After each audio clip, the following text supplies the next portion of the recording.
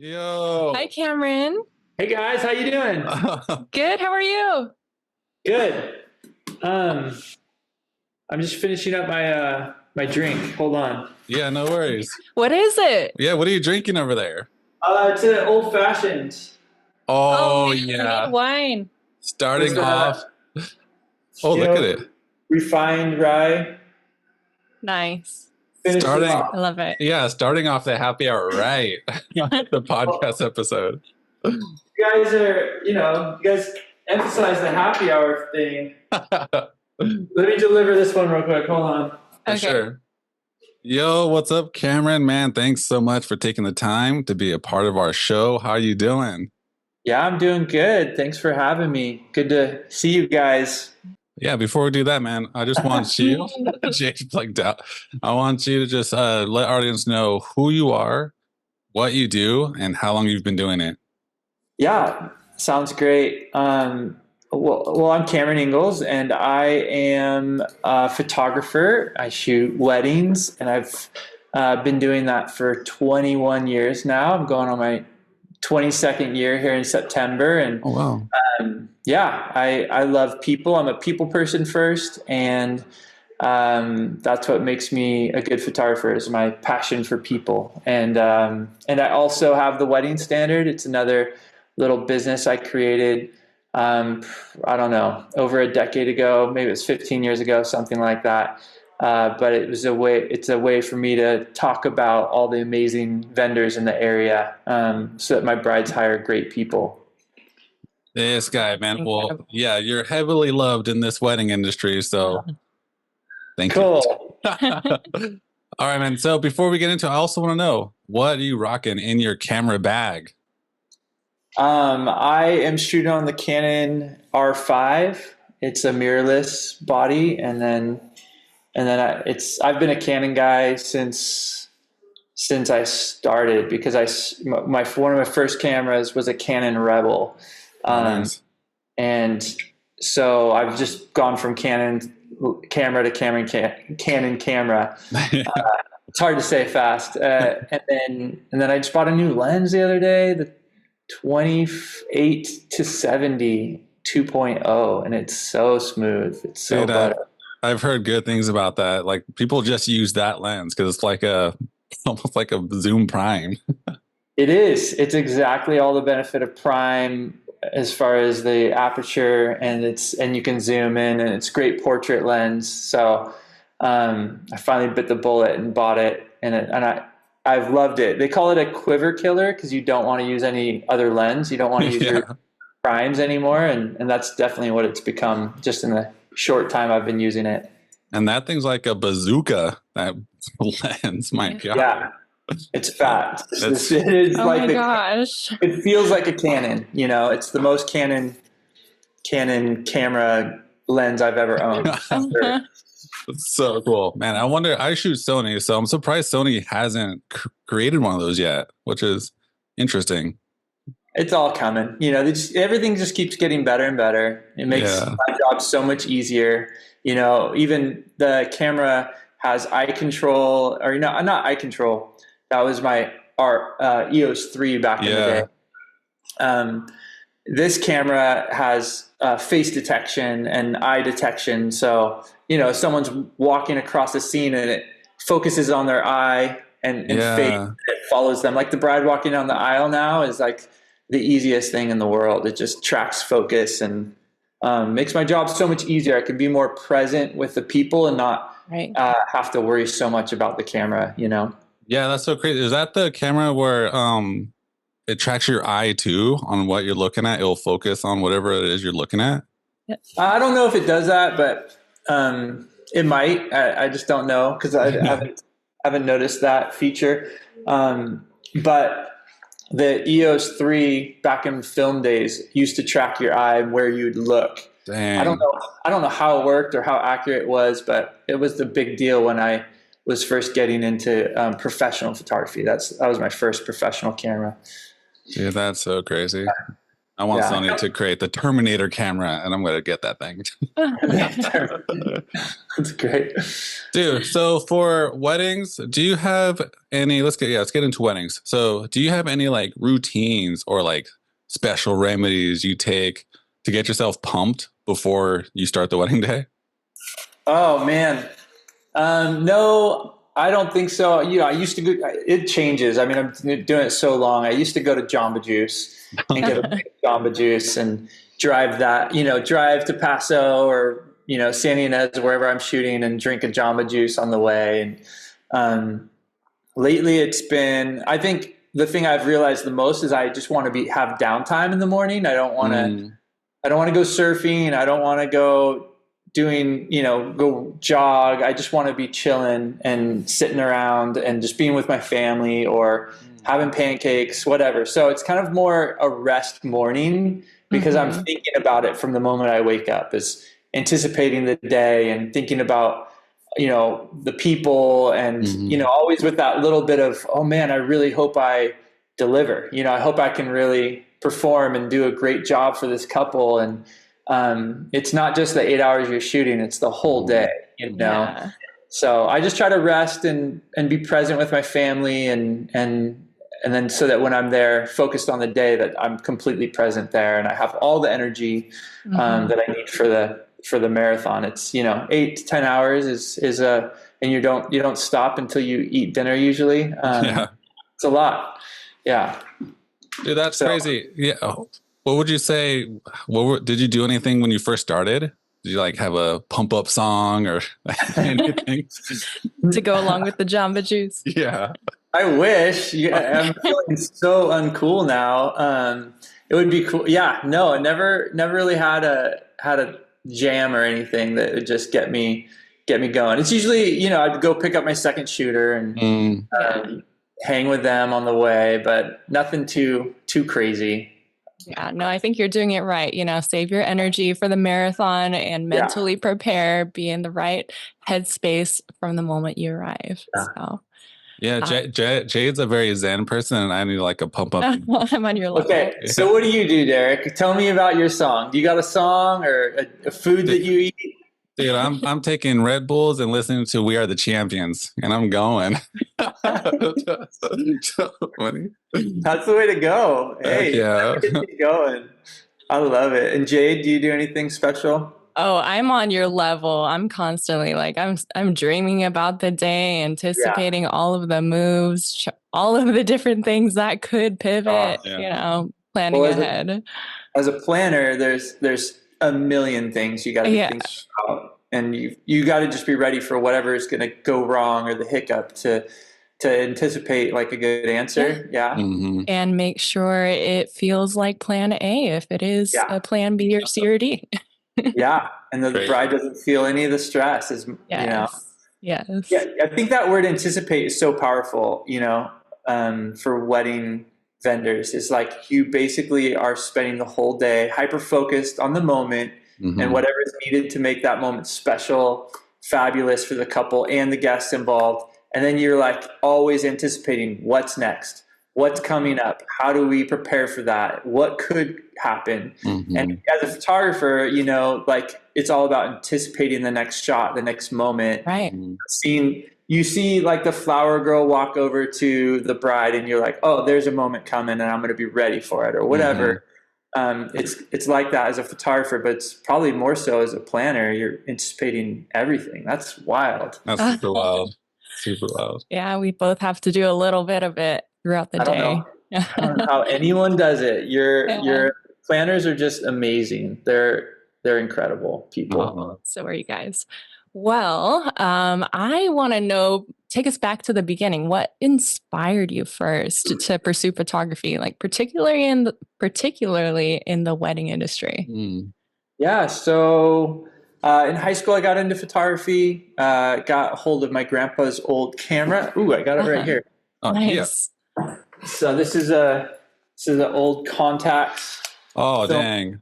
Film camera from the 70s. And, it's just this old beast. And it's a machine. It really works. So was that actually like 35? Yeah, 35 millimeter film. And my grandpa probably bought this in the 70s or whatever, 60s, I don't even know. But got that in high school and got hooked on photography. And so went to Cuesta College. I grew up in Paso Robles and then went to UC Cuesta and enjoyed, photography class there. That was the first class I chose to take as a creative, artistic. That was the only class I cared about. The rest, I was just getting my general education. So I knew I wanted photography. And so I took both black and white beginning and black and white advanced, the only two courses they offered. And this is like 98. Yeah. 1998. The other millennium or whatever. And so, I loved it. I thrived in that class and, just seeing the images come to life in the dark room on the paper, and in the water, and the chemicals. Yeah. And, I would just shoot everything and anything, friends, senior portraits, friends, family, friend gets engaged. I'm shooting their engagement session. And then suddenly someone from my church asked me to shoot their wedding. They were, their whole family was coming here from England. They didn't have any money. So I said, yeah, sure, I'll shoot your wedding. I'd love it. So I had my fanny pack full of film. Yeah. I had like 20 rolls of film in there, and I would just change film out. And I had my Canon Rebel, and I was just like, had this moment before the ceremony where I'm like, this is so much fun. Thank you, God, for this day. So cool. And I heard him say, this is what you're supposed to do. Wow. Just in my thoughts, and I went, what? Be a wedding photographer? Have a business? I don't know about that. I kind of argued with God a little bit. Like, I thought I wanted to be in ministry. I thought I wanted to be, a pastor or a missionary or serve in a church and, like be about people's lives. I was at the time a counselor. I worked for a nonprofit called Family Care Network. And I worked with kids that were in and out of group homes or, juvenile hall, and they're rehabbing with their family. And so I just thought I wanted to serve people and in a kind of counselor role, therapist role, something like that. Just wasn't sure what. And that moment changed everything. And I just went, okay, I guess, how can I be in business if I want to serve God and serve people? Yeah. And I don't want to be in business to make money. And I felt like God just showed me that, hey, you love people, you love God and you love people. That's the first and greatest commandment. You can do that as a burger flipper at McDonald's or a janitor at the local bank. You can do that. You can do that work anywhere. And secondly, like you need great light to make a photograph, right? And I don't know if you guys are spiritual or have any religious background. Do you? Yeah, of course. Yeah, so light is a really big thing, in Christianity and in the Bible, and it talks about being light in the world. That Jesus is the light of the world, and that we are made to be lights. And so, because if you shine light on a subject, you can take a great photograph, and you can, when you shine, you put something in the best light, you show them at their best. And God showed me that at that time, that was the calling he had on my life, was to be a light to people, to capture their best selves on their best day, and then give that back to them. So I said, okay, I'll be a wedding photographer. I don't know anything about business. I don't know anything about girls and dresses and flowers, but I'll do it. So that's the very long story, and kind of probably odd that it's about my faith, but I can't tell my story without sharing my faith, so there you go. I love it. I love that you're staying true to who you are and like hanging on to that and bringing that to the forefront of your business and really how you approach a wedding day. It sounds like, yeah, that's beautiful.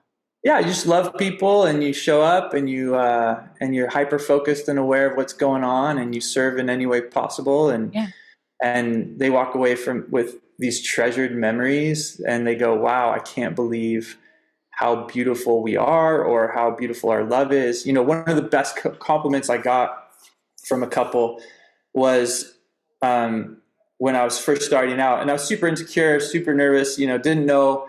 It was fake it till you make it. It was like, I don't know what I'm doing. I'm just trying my best. I'll keep shooting until I get it, And I shot this engagement session in Montana de Oro with this awesome couple, and they're so sweet. Their names were Kristen and Allegra. And Kristen was the guy, and he was a friend of mine. And Allegra, she told me after she got these engagement pictures back, she said, I found myself falling more in love with him looking at the photos. Wow. Aww. And I said, well, I said, how is that possible? And she says, because I've never seen the way I look at him. And when I saw the love in my eyes, it made me realize how much more I love him than I actually knew. And I felt my love grow for him. And I'm like, whoa, that's powerful. That's pretty magical, if you ask me, because love isn't something we can see, really, but we do see it every day in people's expressions, in how they touch, how they look, how they respond to each other. And photography, wedding photography, is all about making that invisible thing called love visible through the power we have to shine lights on people and make them feel permission to be them best selves, put them in the best light, and just kind of breathe a little life into the scene. And then boom, you get this shot that shows love, and that's eternal, and it transcends like the natural. It's just cool. I don't know. Dude, I have so many questions. This is just you're taking photography to the next level. Right? This is amazing. Dude, you need like a TED Talk. You need to be on like TED Talks. Okay. Let's not go that far. I can do a workshop once in a while, but talking to a room full of people and with them, I don't know about that. Well, I want to go back a little bit to first. Are you still shooting film?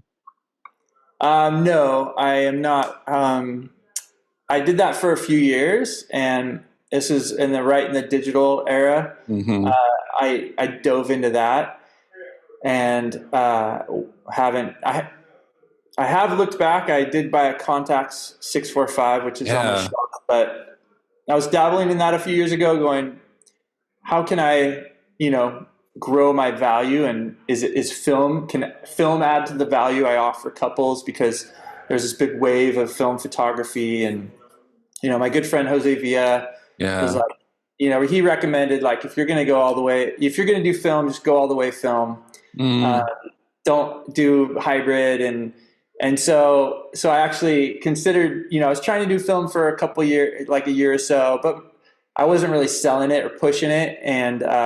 And I was also offering digital. I was doing hybrid, and it's not like people were hiring me and wanting to spend more money because I was offering it. So the camera broke anyways, and I just never got it fixed. So I just gave up on film. But what I did do is I pivoted into video. So I decided to choose video over film because that was a more clear upsell. Because it's about, making as much profit as possible on a one-day booking, because you can only book 52 Saturdays a year. And in the busy season, you can book like 30 to 40. And, sometimes you got a double header weekend, and sometimes you have a weekend off. But as I've grown my family, as I've, built a career, it's trying to maximize my profitability, which isn't the way I started out thinking, because I was very much starving artist mentality, just having fun and loving people and trying to not worried about money, or trying not to think about it, but I had to think about it a lot more. Life happens. That's a tangent. I have another one. I'm just going off some of the stuff you said earlier. So I want to talk about the light. Yeah. So do you find it sometimes in this competitive market to keep that light bright in yourself, and also in like the jobs you do in this market? You know what I'm saying? Clarify the question. As in my passion and my personality, exactly, and my investment in the people I'm shooting. I think that is a struggle, like, annually, and it's a struggle at different seasons of life. And my career, there's been times where you feel the burnout hit. and you struggle to be present in the moment with the people you're serving, and it's always a good indicator that I need to tend to myself. I need to tend to that fire inside me. There's another verse in the Bible that says, fan into the flame the gift that God's given you. And so there's times where I have to nurture that flame, and I need to like invest in it and remind myself what I'm called to, remind myself who I am, and also give myself space and time to rebound or refresh myself. And so because I think there's a lot of times when we're trying to shoot volume and we're trying to make enough money to survive for the year. We make a bunch of money between March, April through October. Yeah.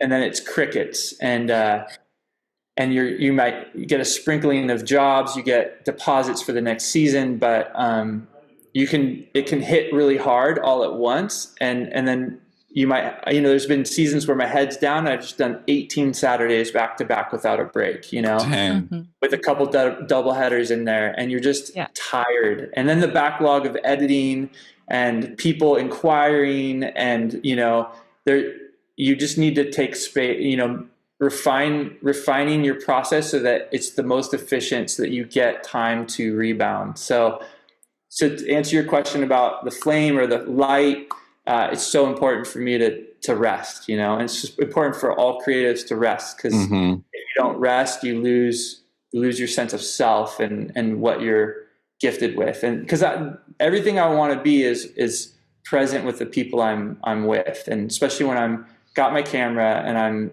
capturing this thing that's happening once, I want to really care, and I really want to be there. So long answer. I love the long answers though. This is amazing. I love it. It's probably all you'll get with me. Sorry. Until the lightning round. Great. So crazy. So let's jump back into like some shoots on the wedding day. So Cameron, how do you like cultivate a comfortable and relaxed atmosphere for your clients during a shoot on a wedding day? I would say it starts with, my first meeting with the couple is just helping them see how disarming I am and how unintimidating I am. I'm a 2 on the Enneagram. I'm a helper. I wear my heart on my sleeve. I'm passion and prestige. I'm on the what's that one called? The fascination advantage. That's another personality test. And I'm all about like love and excellence. And so I tell my couples right away, I just want you to know, like, this is about you. This has nothing to do with me. Your day, your relationship, your love story. My job is to be the wind in your sails when you need it.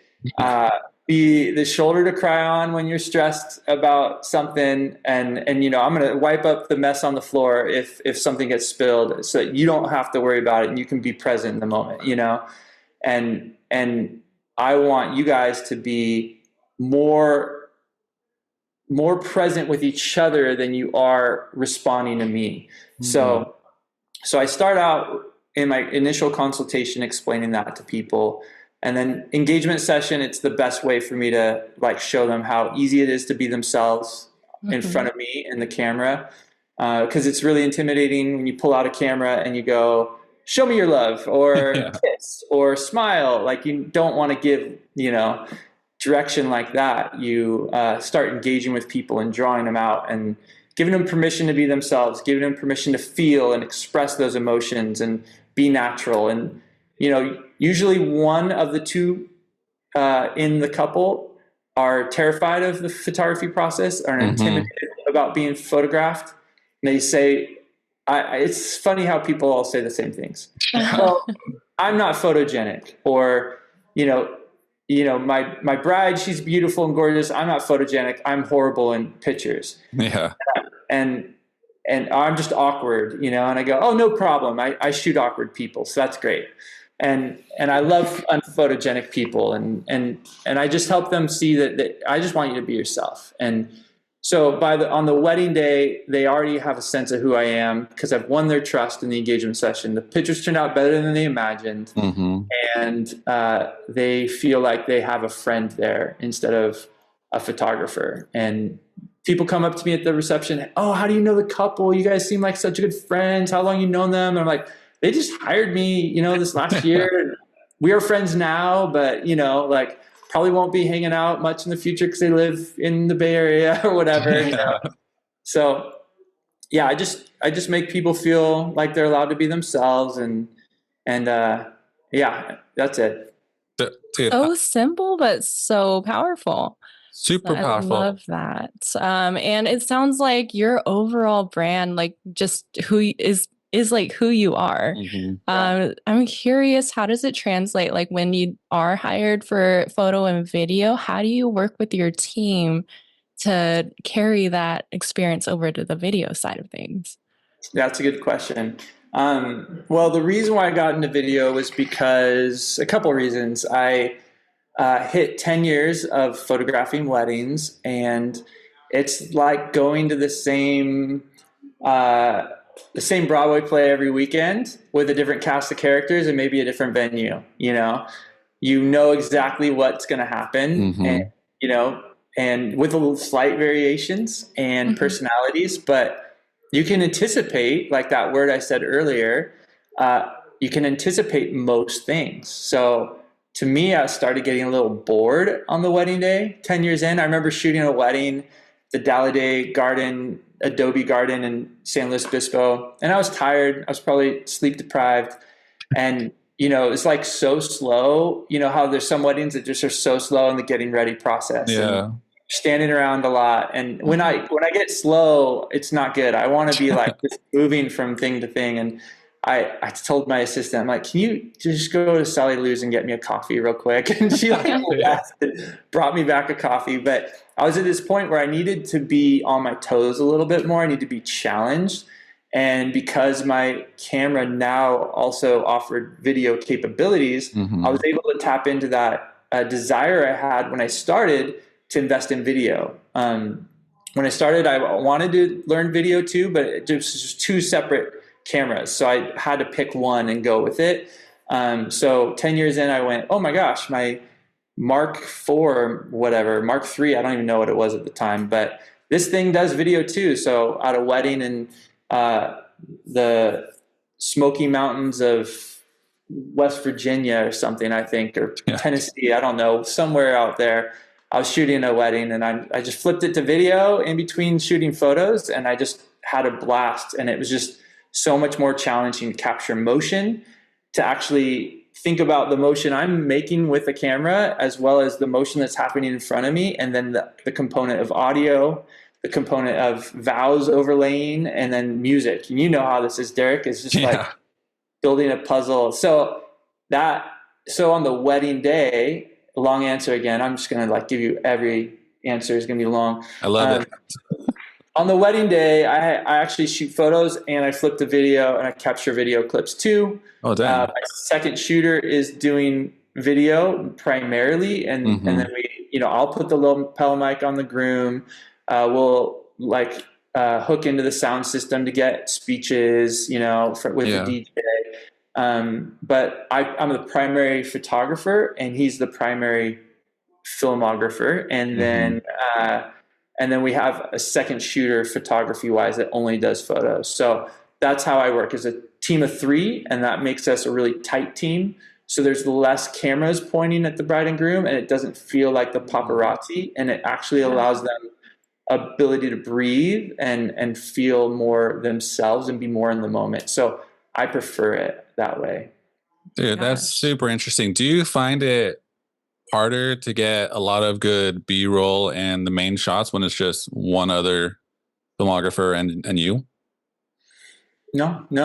We're making 4-minute videos, 4 to 6 minute videos. Anything longer than that, your family's gonna just be so annoyed when you ask them, hey, you want to sit down and see my wedding video? And they just be like, oh no.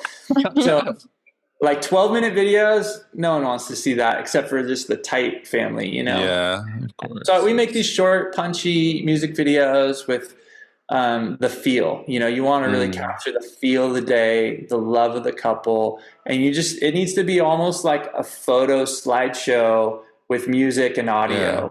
The photos are moving photos. That's how I see it. One song, one and done, you know, maybe two songs, but they're like on the 2 to 3 minute side, you know? Yeah, that's how I roll. That's so cool that you're able to just like switch back and forth between photo and video on wedding day and that it works for you and your team. That's like, I don't know if it's normal, but that's the first I've heard. That's hardcore. Of that. That's cool. Yeah. You want to know my secret weapon or my secret, I'll tell you, like my secret offering to couples that actually help me get more videos. Oh, wow. You're welcome to use it. Whoever listens to this, you can steal my idea. But this is how I started booking a lot of video work. Was couples have a budget. Yeah. They blow their budget. They're usually over budget, and they've got to spend all of it before the wedding day, except when they want to buy a wedding album. And they come back a year later and say, hey, our year's anniversary is coming up. We'd love to buy a wedding album. Great. Here's a little upsell, $1,500. We get a leather bound, beautiful album, you know, Italian leather, whatever. I would always sell these wedding albums. And I thought, wouldn't it be cool if I could sell wedding videos afterwards? So I started a thing called the video guarantee, which the bride and groom wouldn't have to pay me any more money. And I shoot the video, and we hold on to the video, and they pay for it later. And they make a payment plan till their first year anniversary, and boom, on their first anniversary, they're watching their wedding video. And so it's a deferred cost, and it can come from a different fund. They can ask for it from their parents or grandparents later, or they just make payments, and it's like $200 to $300 a month, and boom, they got this wedding film at the end of a year. So, dude, that is. Wow. Yeah, I have so many questions just for that one thing. So yeah, go for it. So like, is that like or is that something you edit right away, and when they ask for it, they already have it, or you edit it when they're like, hey, we're interested in that video? Two ways. I've allowed couples to not commit to paying for it at all, and we just bank the footage. And then someone gave me advice, you know, my financial advisor was like, you should have them give you like a deposit because you're spending more money on your second shooter. I'm like, because I bank on the fact that most people will want it. Yeah. And then, so actually now I have them put down a $750 deposit so I can pay my second shooter. But it wasn't so in the early days. And then we don't have to edit it until they've paid their last payment. So some people like the monthly thing and they'll just wait till a year out. Other people are doing 2 months and they're like, hey, what if we just pay the full balance? Can we get our video earlier? And absolutely. We'll put it, you know, in the queue of videos we have to edit. But it's nice because then we actually can offset some video work in the downtime in the winter months and work on that later. So it was good for our editing workflow as well. And cash flow, you know, having these payments that are coming in monthly that are small little bumps were nice. So that was good for a season. Yeah. Genius. Every videographer is going to start doing this now, Cameron. Hey, yeah. If they shoot photos, you know, and they want to do an upsell video, that's the way to go. I think more people should do it. And so oftentimes too, like couples have the budget for photography and want video so bad, but it's just not within their budget at the time. Yeah. And like there's a couple couples that have not bought their wedding video because after their wedding, they just bought a house. Like, this is more important to us is a house. And I can't judge that. That's fine, you know, and that's okay. It's on a hard drive. Hopefully if that hard drive is still good in the closet. But they probably won't ever come back, you know? And then, Dude, Cameron, do you feel that wedding content creators would actually replace that video that you're making for them? No, I think a lot of people will be satisfied with what wedding content creators can generate, and Mm-hmm. then just like anything, there's going to be people that I want the quality, I want Mm-hmm. the intentionality, I want the, the value of like really quality equipment, Yeah. and the thoughtfulness of a kind of the long form or the long, slow process of editing a video. The Um, dramatic. yeah. I mean, there's going to be so many people that are like, I'm just good with something on Instagram. I'm just good with phones. But everything comes back around. Film came back around. Yep. Even if content creators blow up for a season, there's going to be the next generation that are going to be like, nah, I don't want anything online. I want Yeah. an old school video that's Mm. 4 minutes long that has our vows on it. And you spent 40 hours editing. Dude, How long does it take you to edit videos, Derek? dude, it takes like an actual video, probably like I would say 3 months. I would Woo. say, yeah, man. Like it takes me a long time just to find a song. That Ah, alone is like I a know. process. It's the hardest part. Yeah. Because you're totally inspired by the song and that like guides the video editing process for you. Big Do time. Yeah. you lay down footage before you put the song down, or do you have to have the song down and then lay down footage? So sometimes I'm just like going through music bed and I'm like just visualizing the wedding as I'm listening to a song.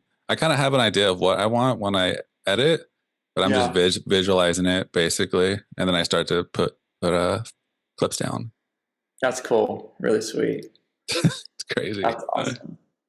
All right, man. Speaking of Yeah. stuff, techniques and things, can you share some techniques for utilizing natural and artificial light to create stunning wedding images, especially when challenging like indoor or outdoor environments? And you could bring video into this question too. Sure. Yeah, I early on when I started shooting, I didn't know what I was doing. I was just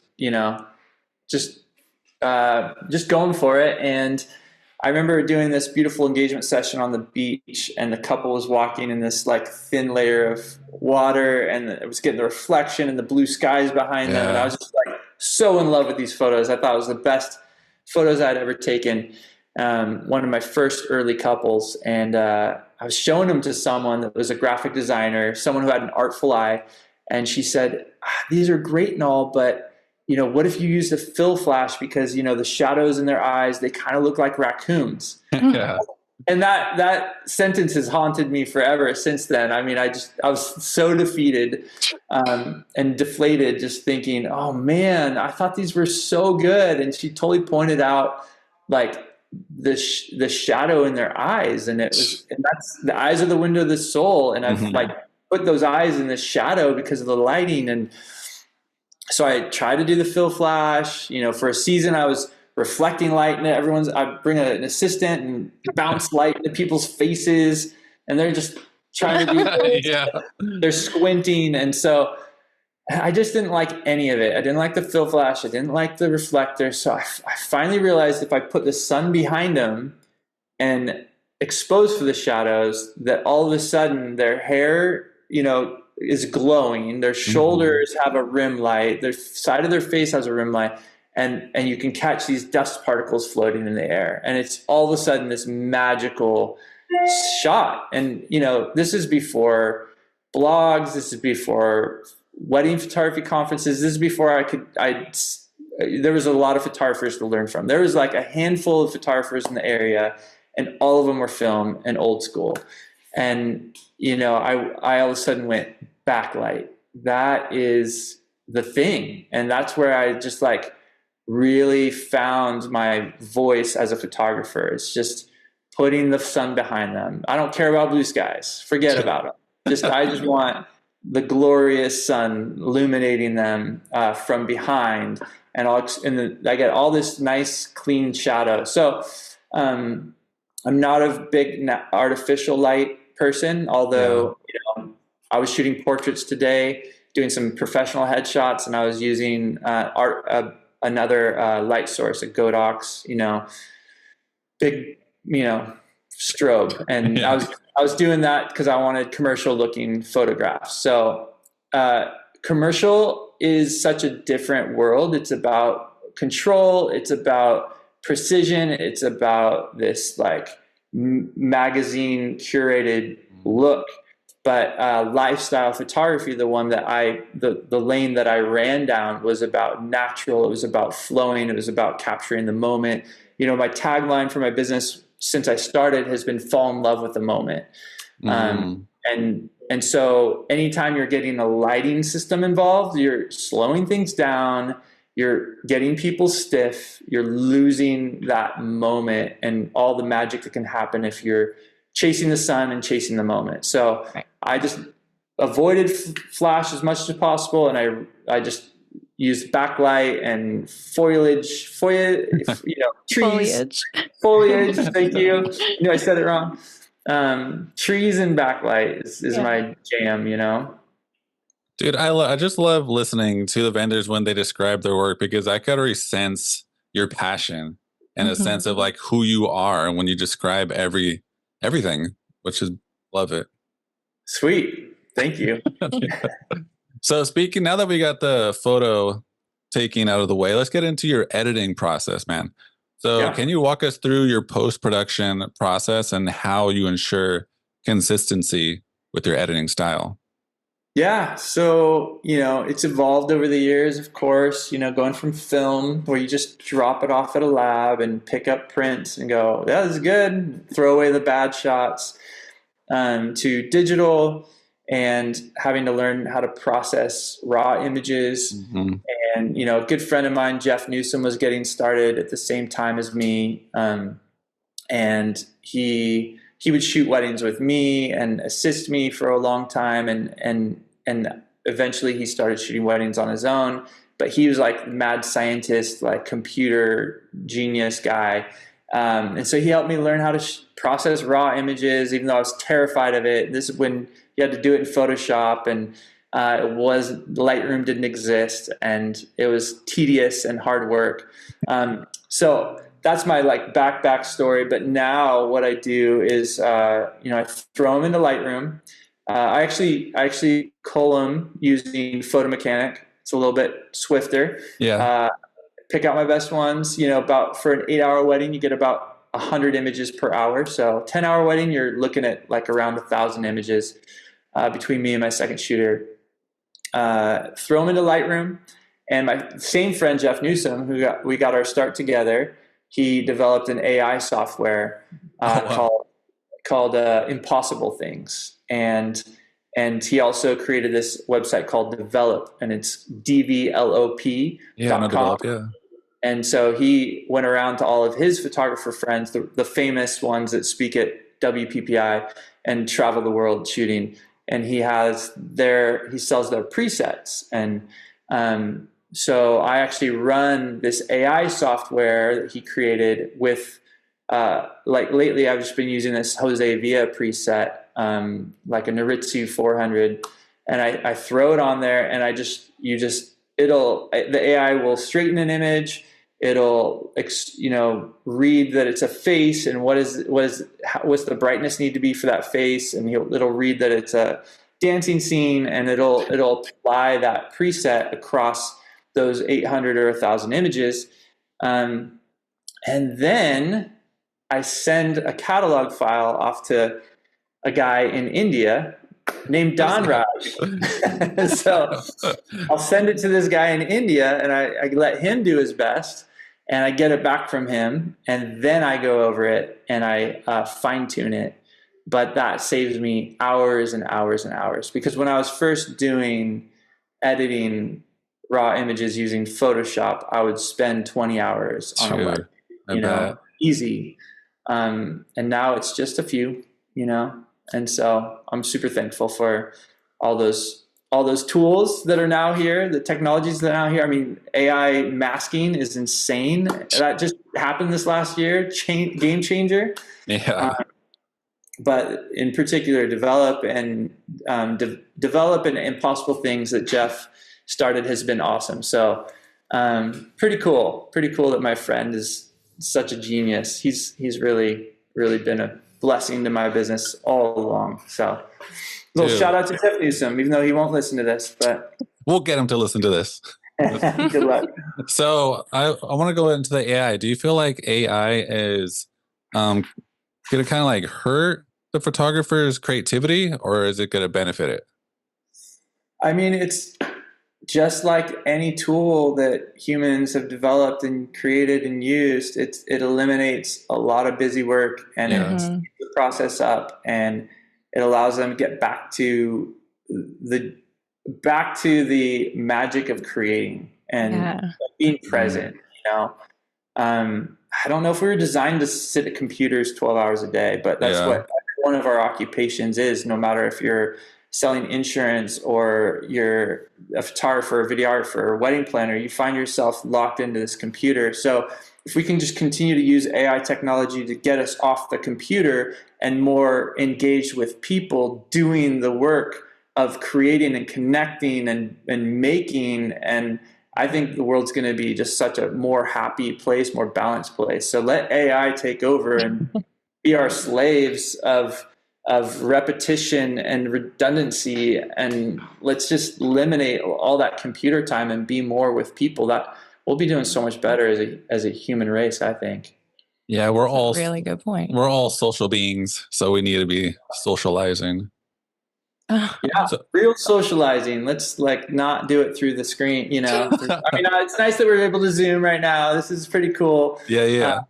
But being in person is just so much better. You know, it's so much more magical. I thrive on being around people. Great. I had one more question. When do you think wedding photography, will get to the point where AI is just like starting to take over too much? Where do you think that line is? I'm not worried about it, because you still need someone to walk around and take photos and direct people. I mean, sure, maybe we can get robots to do that. And, little creatures walk around with cameras and just buzz everything. But I mean, that's the real work, is being present in front of someone and setting them at ease, or giving them a little direction, giving them assurance they look beautiful. And that's where the human connection part, just like cause and effect of, a couple being together, you can see the love on their face. You can tell a lot about a photographer by their subject matter, but by the stuff they shoot, the people they shoot, or the scenes they shoot. Does that person look awkward? Is all of the people you photograph awkward? Well, maybe you're an awkward photographer. Maybe you're making people feel awkward because a little bit of me is in that scene. There's a little reflection of me. This light has to bounce from them, off of me, back to them, and then my camera's got to capture it. And so there's a piece of me in there somewhere, even though it's not about me, but I hopefully enhance and make them better and make them more free and that love flow better. That's the goal. So AI can do everything else. I don't need to even touch my photos. I would be happy to shoot and just hand the cards off to a computer, and it does everything and delivers it and sends them an email, and they're better than I can do it, because I don't need to be like a computer technician. I need to be a people connector. That's what's important to me. Love that. Man, Cameron, you've been through so much, from dark rooms to, the Photoshop raw editing that you mentioned. As a seasoned wedding photographer, can you just share, what overall advice would you give to aspiring wedding photographers? Yeah, I think if I were to give some advice, it would be invest in your passion, whatever it is, really know yourself, do some research on who you are, instead of research everyone that you want to be or everyone that you want to emulate or be like. A lot of photographers will do that right away. They'll just be copycats out the gate. And they're just, I love this style. I love this photographer. I love this look. We're just going to do that and sell that. Instead of that, find out who you are, who you've been created to be, what your unique like blend is, your personality mix, your skill mix, and really double down on that, embellish that, invest in yourself, know yourself, study yourself, and let that be the flag you wave, you know, the banner that you put out there, and let your style evolve from that. Because copycats are, you know, dime a dozen, and they come and go, and they're just ripping off someone else, and they can end up being kind of a chameleon of a personality, of a business person, or even as an artist. And so, you know, I don't study other photographers. I'm not trying to be anything else. And sometimes I think I need to, and I go, oh, I should probably look at other people's work and try to be better or be different. But every time I do that, the comparison like cancer takes over, and I start telling myself I suck and I'm not good enough, and I'm not creative, or I'm not artistic, or I'm not technical enough, whatever it is. And those negative self-talk needs to go, and I just need to double down on who I was created to be, who God made me to be, what my unique personality and blend is, and I just need to offer that to the world, and let people take it if they want that, you know, and not be bummed out when someone decides that someone else is a better fit, you know, and because there's a lot of great options. Dude, that is such a good question. Just be true to yourself, and your work will show. That is, and it's such a hard thing to do, like you mentioned, in this social era, to keep true to yourself. Yeah, that's insane. Dude, yes. Beautiful. I think more people need to, you know, ground themselves from social media when they notice the anxiety that rises, the depression that sneaks in, and the comparison, all coming from comparison. What I don't have, you know, I rather focus on all that I have and be thankful for that. You know, I feel like I have one or two talents, and my goal is to use those and embellish those, you know, not embellish, exploit those to my full potential, and just go all in. And there's a lot of like business terminology I could use right now, like the 80-20 principle, or, you know, spiritual terminology like the parable of the talents. But all those principles and stories point back to like, look at what you have in your hands, what you have in your heart, and give that all away, and just go all in on that. As opposed to trying to do the stuff you suck at, or the stuff that you're not created for. Delegate that stuff. You know, there's plenty of people out there that want jobs. There's plenty of tools and technology that can take the burden. And thankfully, AI is now helping a lot more of that. So you can be all that you're meant to be. This problem is when you look at what you don't have, you have all of a sudden you have lack instead of abundance. But you know, I could have like just a couple things in these two hands, and I could see that and go, this is an abundance. But if I start looking around, I go, that's an abundance. What I have is lack. And that's not the way to live. You know, it's not the way to work, not the way to be creative. So. Great advice. Dude, we all need to take that to heart. With all your accomplishments and your huge success, you're such a humbling, down to earth person, which is refreshing. It's so nice to hear. Thanks. I appreciate that. So speaking about photography, what are your 2024 photography goals? It's a good question. I was just talking about it today, and this is funny because it'll be a little ironic because I answered a question earlier about artificial lighting, and just shooting these portraits with artificial lighting today. I said it'd be really great to take another approach to portraiture, you know, really well lit artificial lighting, and actually start to nail that side of like photography, which is so unlike my past lifestyle in the moment. But where I'm at presently in my photography journey is running a production company that's primarily video with photography, and it's commercial based, where all that commercial lighting comes into it, and has its place, you know, whereas it doesn't have its place in the wedding world. I think I've got the hang of weddings. You know, it's been 21 years.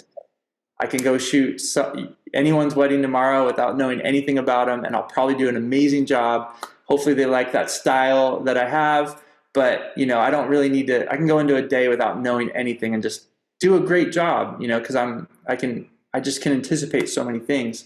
But commercial is like the thing that I've been investing in the past 6 years. So I was thinking, yeah, it'd be cool to really nail commercial lighting in a really refined, technical way, but with that like personal connection with your subject in a way that it's truly them, but in this beautiful light. Because I shoot a lot of winemakers, I shoot a lot of wineries. Wow. I thought it'd be cool to do a winemaker project where I go to all the different winemakers in Paso and just get this amazing portrait with them.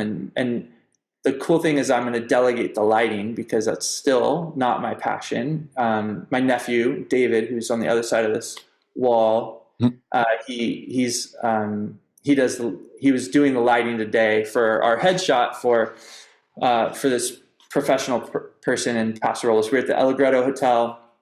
I was shooting a lady who's this really amazing boss woman in the wine world, and we're getting some beautiful headshots of her for her new endeavor. And I'm like, man, that'd be so cool to get really good at this, because he was handling the lights and I was working with the person. I mean, we were having great conversation. She kept breaking down in tears. We were talking about real stuff, and then we got these beautiful portraits, you know, and he did all the lighting and made it look good, you know. So as long as you delegate the thing you're not good at, you can thrive in the thing you are and kind of have the whole package, you know. So I think that is one thing, one goal that I have this year. Not to do with weddings. I love it. I know you'll find success in any of your journeys you have for this year. Brilliant.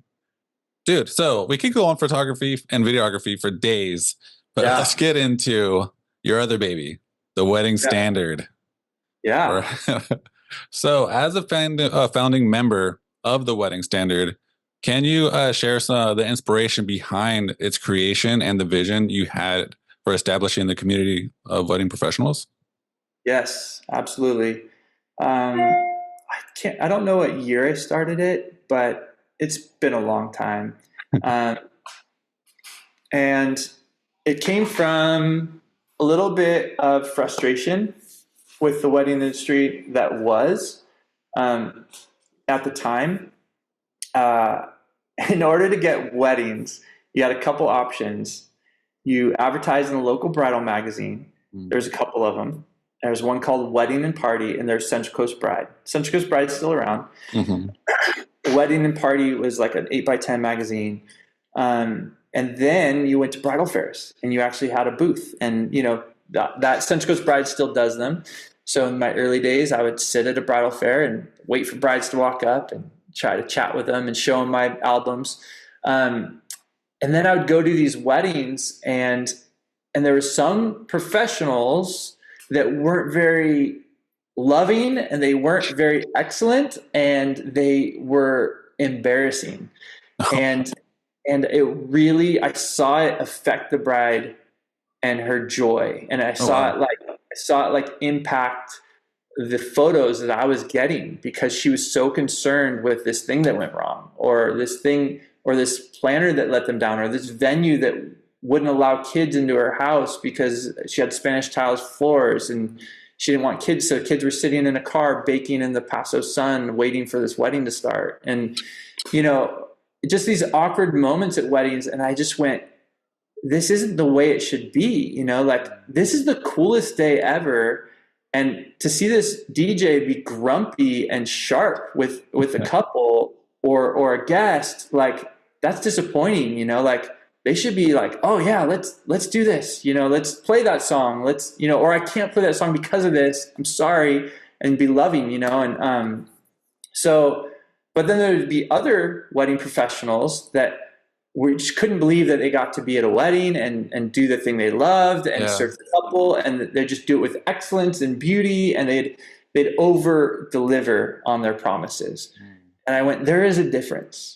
There's wedding vendors and there's wedding artists. And I want to promote wedding artists because I want my couples hiring every vendor that loves what they do and loves the people they serve and does it well. And if that is the case, I'm going to get good photos because they're going to be happy the whole day. They're going to not be worried, and they're going to be all themselves and feeling all the love. Because if we're pouring out love into these couples, they're just like pouring out love back. And then I get good photos. So it's a little selfish. And so I started writing blog posts about my favorite florists, caterers, DJs, and venues, and planners. And, you know, it just started to evolve. And this was when Blogger was like the online publishing platform. This is before social media. And it was kind of a big deal to make a blog post. And I would only be able to do one a month or one every other month because I would sit down and interview someone for an hour, and I would transcribe and I would take photos and I'd put it on the blog. And so that's how it started. And it just evolved over the years and grown. And, you know, I've done a couple magazines because I really wanted to do something that felt like a piece of art, you know. And it's just, you know, it's got, you know, membership that comes and goes, you know, and like fluctuates, and people are in the wedding industry for a while and they're not. And some people are in the wedding standard for a while and they're not. And it's fine. And so it's just this little publication community. But the industry is completely different than it was 20 years ago. And it's not because of me, but it's because of all the people in the community that have the similar heart I do for love and service. We've just given them a spot to like just own that, and then that's become the standard. And then everyone else people have fallen away that maybe they shouldn't be in the wedding industry. Then just go get another job, because there's a lot of jobs. Like if you don't love this, go away, you know? So, yeah, you know, that's how I want it. I want everyone at a wedding to be like, I can't believe I get to be here. This is awesome. And this couple's rad, and we're going to have a great day. And so that's kind of the heart of Wedding Standard. Beautiful. I love that you took the initiative, like, you know, way back whenever you did, and it's just continued to evolve and cultivate a community of incredible vendors that love what they do. Yeah. Beautiful. Nowadays, since there's like, you know, a few different ones, like you mentioned CCB, there's, you know, a few others that popped up. What sets the Wedding Standard apart from other industry platforms or community-based groups, whatever you want to call them? And how does it foster collaboration and growth among the members?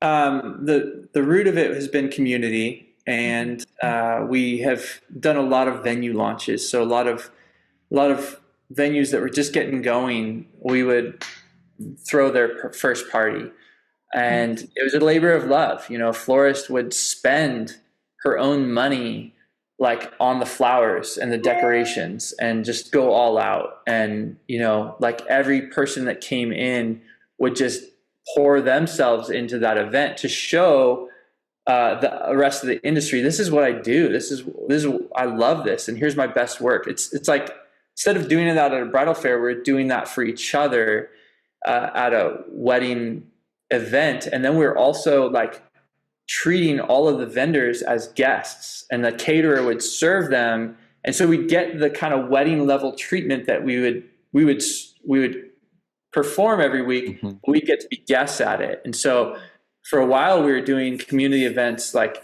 these wedding standard, like we call them venue launches, or I forget what else we called them, but we were doing them at one point every month.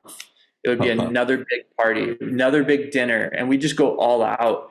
COVID changed all that, and it was probably good for me to pause from that, because I felt like a wedding planner for a while, and I'm like, oh my gosh, imagine, yeah, that's a lot of work. Ridiculous how many things I got to think about and do. And so I kind of needed something to break me out of that pattern, because it kind of felt like an expectation that I was running with. But yeah, that community, that sense of community, and and then that loving each other and trying to just be gracious to like let people shine. You know, if you do this and you love this, show us what you got and become a part of this community, you know? So that's kind of been the heart of it all. And yeah. So do you guys still do the little parties once in a while, or is that something you're not doing, or are you bringing back? Yeah, we haven't done as much. The last one we did was at Templeton Mercantile. Mm-hmm. And we did this big event launching that new venue. And I have a couple friends that are owners there. And we tried to do one last month, but I'm not sure. We didn't get a lot of signups, so we just canceled it. Because it was a speed dating theme. And I don't know if people thought that meant they needed to be single to mingle, but the idea was we were going to kind of sit down and shuffle around and get to know each other and have like these fun questions. And it just didn't have the traction. So we canned it, but which I don't mind, you know, if people don't want to come to an event, we just, you know, cancel it. It's not on me. But you know, we've launched venues like, you know, Green Gate Ranch. We did one of their first, you know, venue launches and photo shoots, and, you know, Terra Mia, and, you know, a lot of different event venues. And so, you know, I'm kind of thinking maybe we just need to get back to that and just pace it like every quarter. That way it's not too overwhelming. Yeah. People were kind of like, get to know vendors. No, I don't want to go. Yeah, I don't know.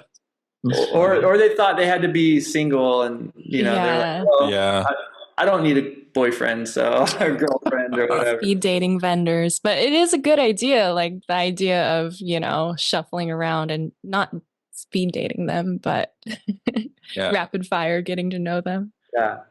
Really good idea. Dude, so I want to get into like the vendor selecting process for the wedding standard.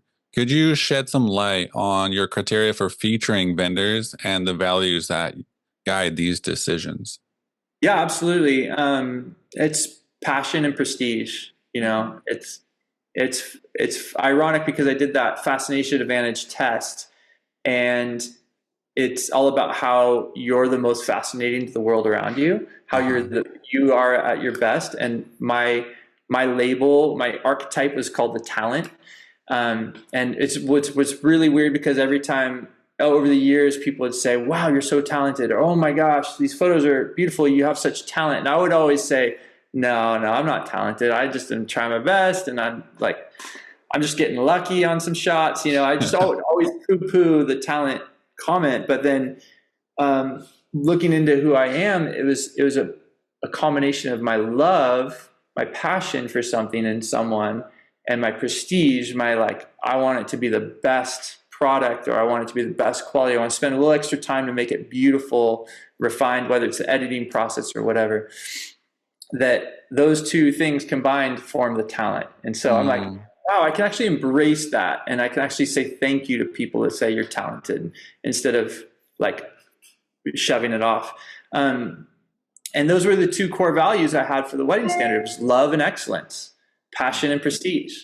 So it was really eye-opening when I did that test. I'm like, oh my gosh, I built the wedding standard off of my personality type.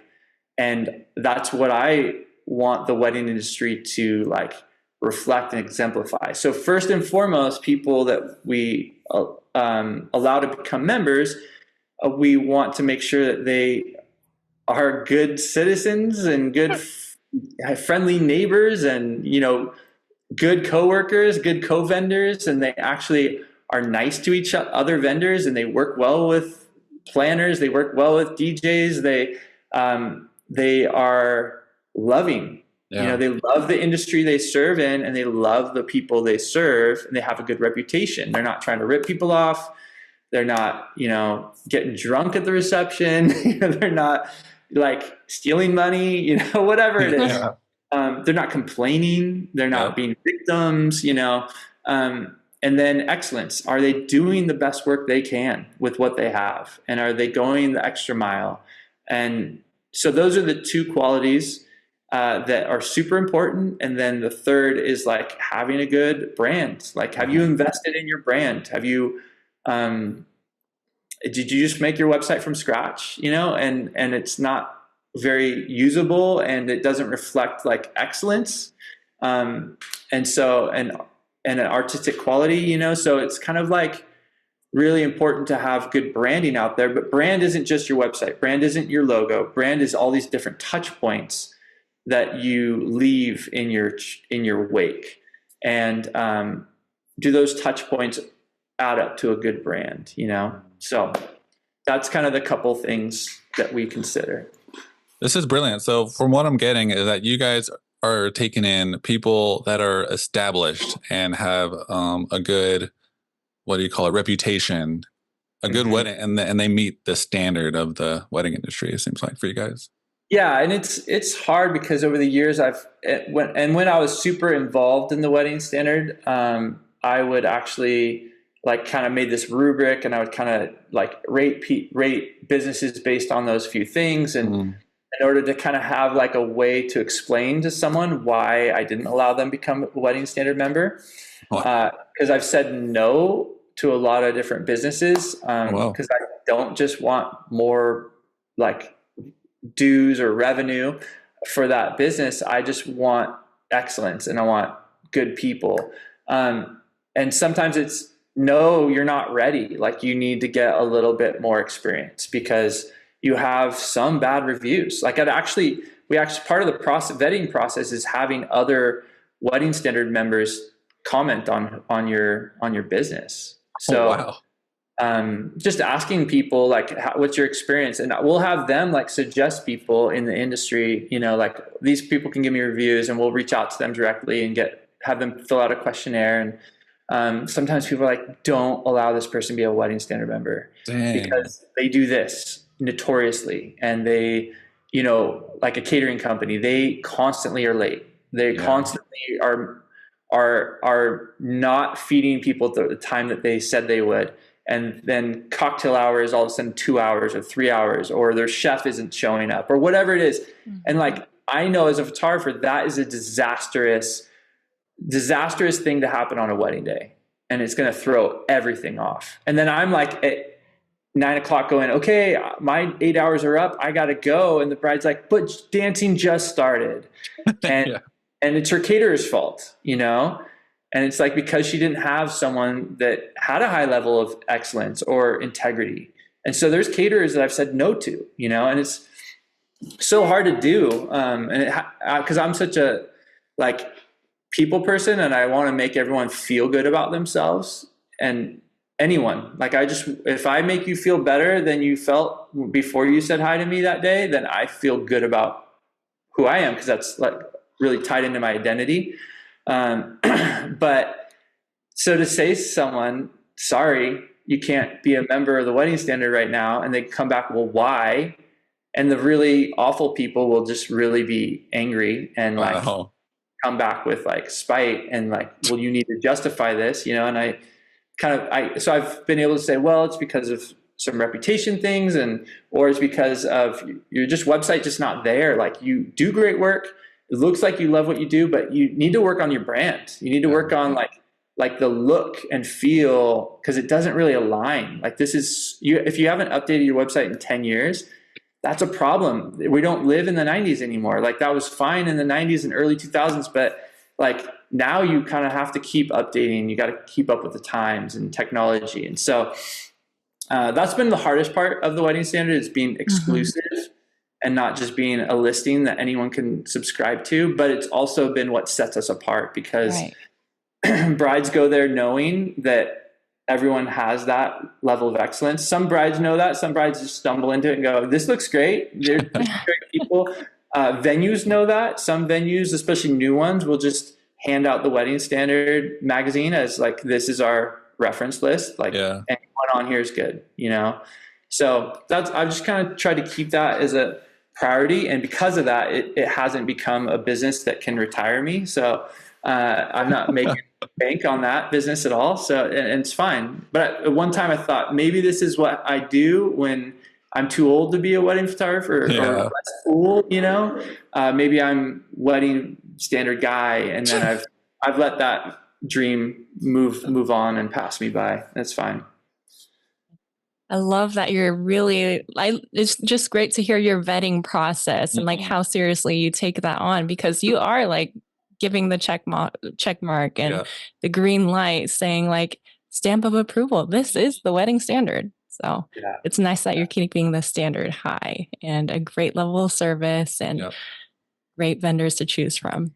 I also have like painful regrets. Like, I saw a coordinator recently. I was shooting a wedding with her and I'm like, man, I know I told her no like 10 years ago and she's great now and she's grown so much. Do I bring that up? Do I say I'm sorry and like you can be a part of it now? But that just seems like she doesn't need to be a part of the wedding standard. She doesn't need to like join it to, get more business. And so I just hope that, all that stuff washes away. And I mean, I hate when I have to disappoint people and I could be wrong, too. Like I could make mistakes. I'm not the standard of excellence. I'm not the wedding standard. I just try my best.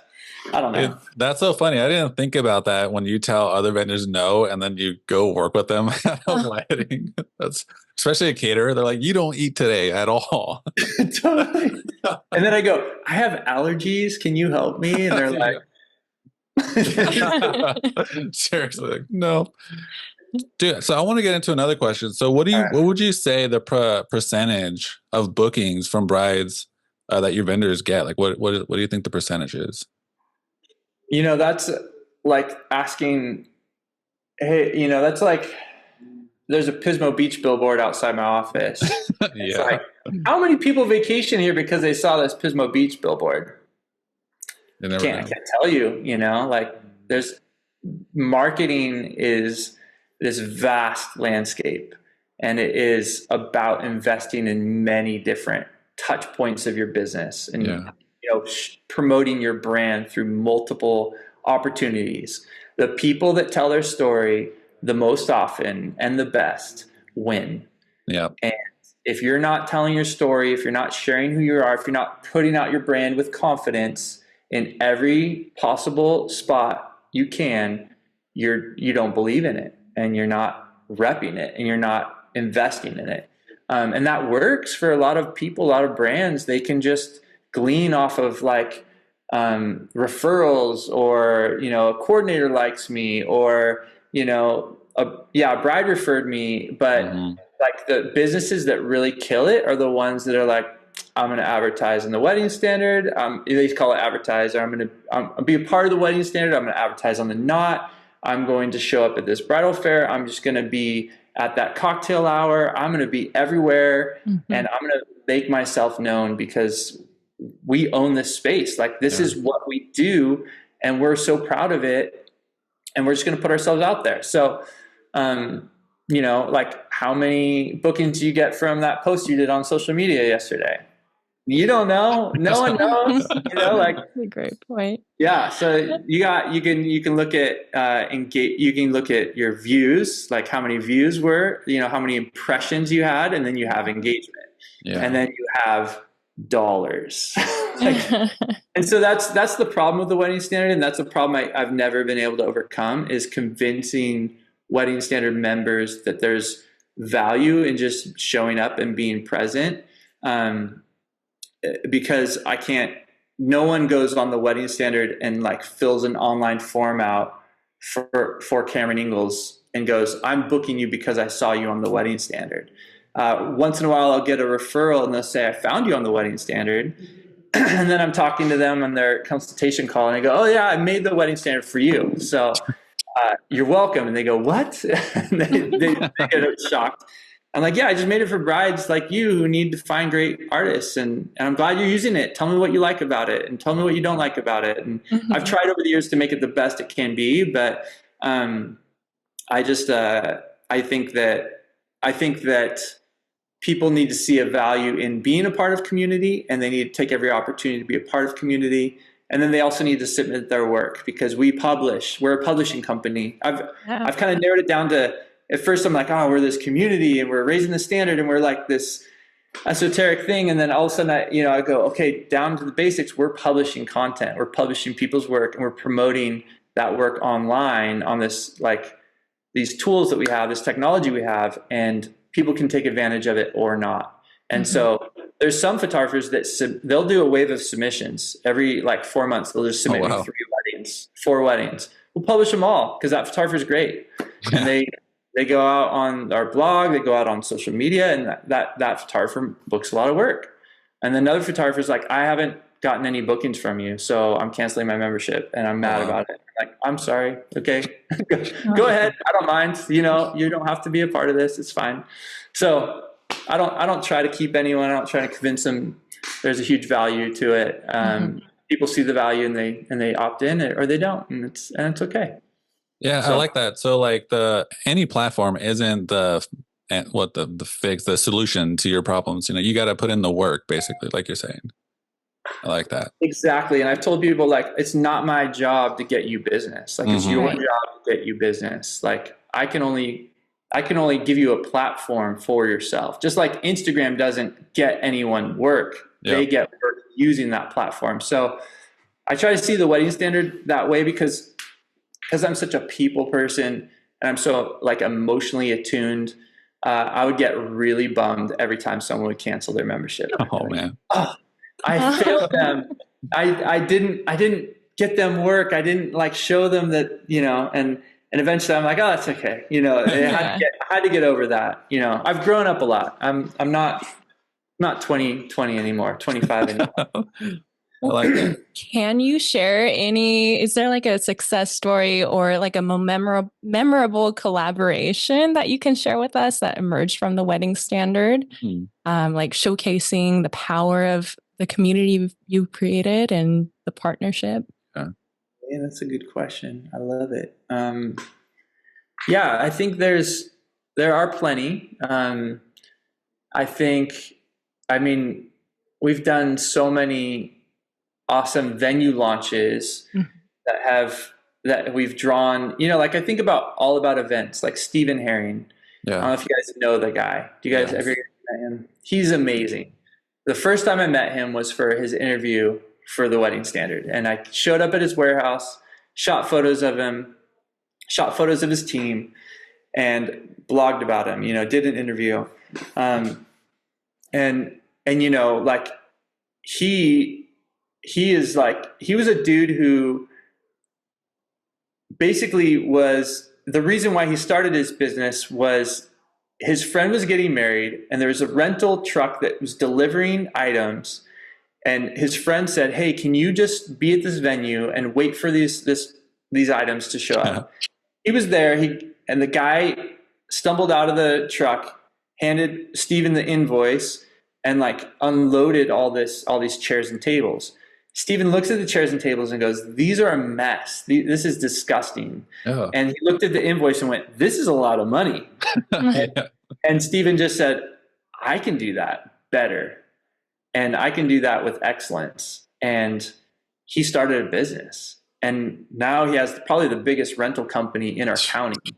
And he delivers to so many places. He has trucks going all over the place. And the stuff is amazing. Everything he puts out is just like so beautiful and so taken care of. And like I don't know how well known he was when we did the Wedding Standard interview. I don't know how connected he was to our community, but pretty soon we're doing venue launches. He's doing some rentals. He's meeting coordinators. The coordinators are meeting the caterers. Wow. Like through all that collaboration and the time that we had to be together, beautiful relationships formed. You know, people would be like, okay, well, we're all only going to rent from All About Events now, you know, or we're going to only use this caterer, or these are few of our favorite caterers. These are few of our favorite photographers because of those relationships that evolved out of that community space. So, I can't think of any one story right now, but there's just so many stories, and I think gotta ask the members that have taken, you know, have benefited from it. You know, I love it. Yeah, and Steven, yeah, he blew up. That guy's a good guy, great guy, dude. So looking ahead, what do you see as the future direction or goals of the Wedding Standard? I think we want to get a new handle on community events, like really iron out what our atmosphere is like post-COVID. For a while during COVID, we were actually hosting monthly Zoom calls just to connect and process and, talk as a group, like what was going on. And cool. We'd have like 30 to 45 people show up on these Zoom calls on Tuesday mornings and conversations when we were just all freaking out going, what is happening to our world? And then, after that, we stopped doing events and we haven't done as many. We've done like 1 or 2 a year. And so, talking to my team at the Wedding Standard, and I've got this awesome team. Alex Johnson is my assistant. She assists me in all of my businesses and then also produces the Wedding Standard with me. And then I've got Amelia Puhak, who is our publisher. So she's publishing all the blog posts and setting up member profiles and also running our Instagram. So I've got these 2 awesome women who run the Wedding Standard, and it's kind of just, we've been asking ourselves, how do we do community events with this new world that we're in? Like, are people wanting to get together? And, how valuable is that to the community? And so we're just assessing that. I think we want to try to do a target of like 3 to 4 a year and have them be kind of old school the way we did them before, where it's venue launches and all these vendors show up and just show off and just share their awesomeness, and the vendors get to like enjoy it as a guest. Kind of get back to that. Mm-hmm. I have tried to launch a new magazine the past year or so, but magazine sales or advertising sales has not been fun. And, no one responded. No one wanted to invest in a magazine. So I said, okay, no, we won't do a magazine. It's fine. They're expensive and a labor of love. And if the community doesn't want it, we don't have to put it out. But I do enjoy doing that. But I also don't want to make something just to make something. I want it to serve a purpose and have it be for the community. So, I would love to turn it over more to the community. And like, sometimes people come to me and go, hey, we just want to do kind of a happy hour open house at our place. We don't want to go all big. Can we just do something simple, small? Yeah. Sure. You throw the event, we'll publish it. We'll like invite the people, and you guys can handle all the logistics. We can just like be the, ticket sales or platform, and we'll publish afterwards, So I don't know. I want people to, I want it to serve the people, if that makes sense. For sure.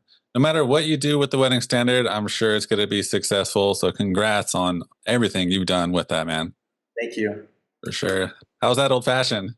Is it it's good. I'm kind of switching to some peach kombucha, or Paradise Peach Whalebird kombucha right now. I'm getting thirsty. Yeah. All right. We're going to need that old fashioned, because we're going to come to our next part, which we like to play, called This or That. So we're just gonna pop off questions and you just give us an answer. Jade, take it away. Yeah. Introvert or extrovert? Extrovert. Prime or zoom lenses? Oh man. I'm a zoom lens guy now. Yeah. So embarrassing. Read a book or watch a movie? Both. Hey, you could do it. Shoot only in JPEG or only in black and white?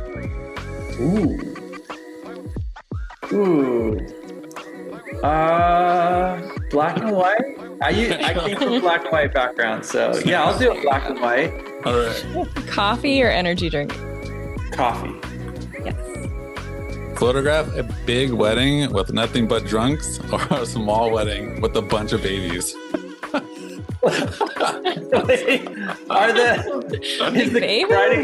Are the bride and groom a baby? We could say everyone's babies. It's like the same thing. Oh man. Well, I photograph drunks every week, so I guess drunks. Let's go with the drunks. Okay. Sandals or Crocs? Sandals. Rainbow sandals. Rainbow sandals. Shoot only with manual focus, or be stuck at ISO 6400 for the rest of your life? manual focus, no problem. That's back in my film days. I can get back to that if I had to. There you go. Bungee jumping or skydiving? Skydiving. Okay. I've done that. It's awesome. It was terrifying. It was terrifying on the way up, but on the way down, it was exhilarating. It's great. Dude, gnarly. All right, here we go. Only be able to shoot with your phone, or only be allowed 5 frames a day on whatever camera you please. Oh man, phone's fine. Yeah, that's how I roll normally. Mac or PC? Mac. See the future or change the past? See the future. There you go. Sleeping late or sleeping early? Sleeping early. Only shoot at only shoot at 0.1 frames per second, or shoot everything in full auto mode. 0.1 frames per second, or shoot in auto mode. If for video you're talking about. Yeah. It's a video nerd question. Just auto mode. Let's do it. Boom. Money or brains? Brains, I guess. I don't have either, but so I don't know. Only be allowed to have 100 photos in your library at any given time, or never allowed to look back through the viewfinder or the LCD screen to take a photo. Never allowed to look through the viewfinder. Yeah. Have a photographic memory or be able to forget anything you want? Photographic memory, that would be the best. I tell people that I have a photographic memory, but I only remember what I photographed. Only be allowed to shoot in hard sunlight, or not allowed to post-process your photos. Hard sunlight. There it is. Poor and happy or rich and miserable? Poor and happy. You killed it. We killed it with this. Dude, that was easy. I love it. Yeah, it's super easy. And the last and final question we like to ask on our Zoom or on our podcast is, if you could choose any superpower to have while working a wedding, what would it be and how would it help you?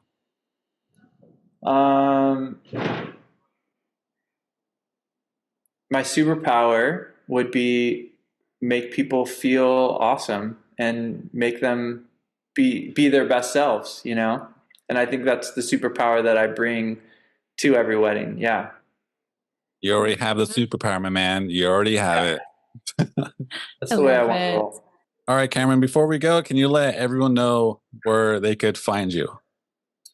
Yeah, you can find me at CameronIngalls.com and Instagram/Cameron Ingalls. So Ingalls is how you spell my last name. Yeah. And what about the Wedding Standard? Oh yeah, theweddingstandard.com. I love it, dude. Thank you so much for taking the time out of your busy day to be on our podcast, man. We had so much fun learning everything about you guys. My pleasure. I don't know if I exceeded your time frame. We didn't talk about time boundaries, but thank you for the long, awesome conversation. You guys are great.